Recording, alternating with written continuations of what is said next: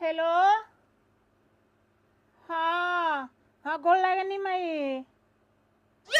हाँ, कहा समाचार। अरे जाकर सब ठीक है बाबे। अब बाबू के मत पूछ। बाबू के का देख ले बड़ी उनकर के जानत नहीं की रोहन सुबह से दिन भर घर ही रहेले, खा ले पिए ले, घर ही रहेले। अरे माई का करी, तबीयत खराब रहता नहीं हमारो। आपन कहा समाचार हो जाके सब। बाबू के मत पूछ रे माई। बताओ ना कितना उचलहाट बन रहे, इतना गर्मी में कौड़ बार के आगी तापतारन। बताओ ना देह से दतारन। कहतन कि हमरा गर्मी होला तो हम आगी तापेनी।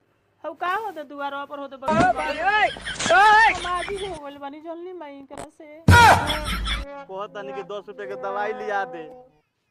काढ़ा पी लो, काढ़ा पी लो, काढ़ा पिया पिया के हमरा के ले हलो।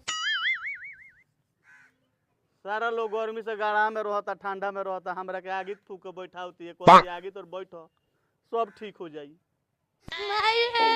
बहुत कुछ के मैदान लागल बता रे। मैदान लागल बा कहां बड़ा हो? ए तारा जाड़ लागल बा इतना गर्मिया में। है लइका है होगे खातिर छटपटाता है। मुँह तो पिए ना, कान में तेल डाल ले बा। नहीं क्या सुना तो तू चला ना तो लेके मैदान चलो। अरे चुप, मुँह तो पिया ना हुए से ले जाइए। आ दौरी में डेग डालता बा तारा। हमरा ऊपर पर गइल बा। हमरा बोलो बुखार, हम आगी तापतानी। आ तहरा एकरा के रे लइका के मैदान लागल बा, काहे नहीं खले जा जहां तारा मांग के पाला पड़त हवे। हां है लइकवा जहां आंगनवा में होगलस तो तोहरे फेंके के पड़ी। अरे तो हमर तबीयत खराब है, मालूम नहीं के। हां तबीयत खराब बा त तार मलेरिया उपाट देम जल्दी लइकवा के ले मलेरिया जाओ ने। पटल बावे, चलू लइकवा के डाटा मत ठीक बानू। चल तेरा माई के जब हम घर में होतन तब तेरा मैदान लगत बे मोर में कत हो गद बा। तेरा माई चल हे दे का हो लइकवा के डाटा तरह तार पाहे लगा देम। जहां जो लइकवा के डरवाइलो तार पाहे लगा देम, तार मलेरिया उपाट देम जान तू। चुपचाप ले जा लइकवा के हगा के लिया। ए कुछ हो ना, चल चल चल चल बाबू, चल चल चल चल चल चल तेरा माई के हट मैदान तारा लगता जब आतन तो चल जल्दी।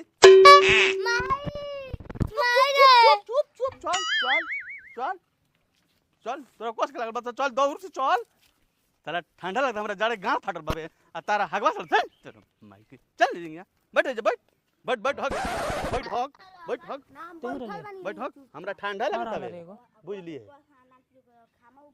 हग तरी हग जल्दी हग। ए चुप, ए माइक बोला तरी जा रे माई। ए चुप माई आज तो अभी तार गोरिया फाड़ दी। का रे का भेल बा? काहे लइकवा के डांटा तनी जी? आय आ तब से हम अंगनवा में से सुनत तनी कि हग हग जबरदस्ती हगी। ना ना ना बाबू हग, हम कुछ नहीं के बोलत बाबू का हमार हग हग 2 घंटा हग। हम नहीं की सुनत, हम कानवा में तेल डाल ले बानी। अंगनवा में से सब सुना तो लइकवा के डांटा तारो उ जबरदस्ती हगी। आय हम जहां वही नहीं त हगा देम तारा के। करे तू इतना गाय हो तो मातारी बेटा दोनों तेही कोनो गलती कइले बाड़ी।